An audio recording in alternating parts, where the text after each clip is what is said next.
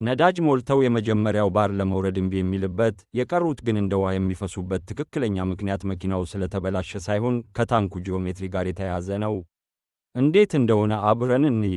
ታንኩን ፉል ሲያደርጉት የነዳጁ ደረጃ ፍሎት ሴንሰር ተብሎ ከሚጠራው መለኪያ ከፍታ በላይ ይሞላል። ይህም ማለት መጀመሪያ ላይ የሚቃጠለው ነዳጅ በጌጁ ላይ ወዲያውኑ አይታይም። መኪናው ነዳጅ እየበላ ቢሆንም ሴንሰሩ ገና ዝቅ ማለት ስላልጀመረ መኪናው ነዳጅ የማይበላና ሬንጁ ረጅም የሆነ ይመስለናል። ሁለተኛውና ዋናው ምክንያት የታንኩ ቅርጽ ነው። አብዛኞቹ የታንክ ቅርጾች እንደ ሲሊንደር ቀጥ ያሉ አይደሉም። ፋብሪካዎች ታንኩን ሲሰሩት የላይኛው ክፍል ሰፊ፣ የታችኛው ክፍል ደግሞ ጠባብ እንዲሆን አድርገው ነው።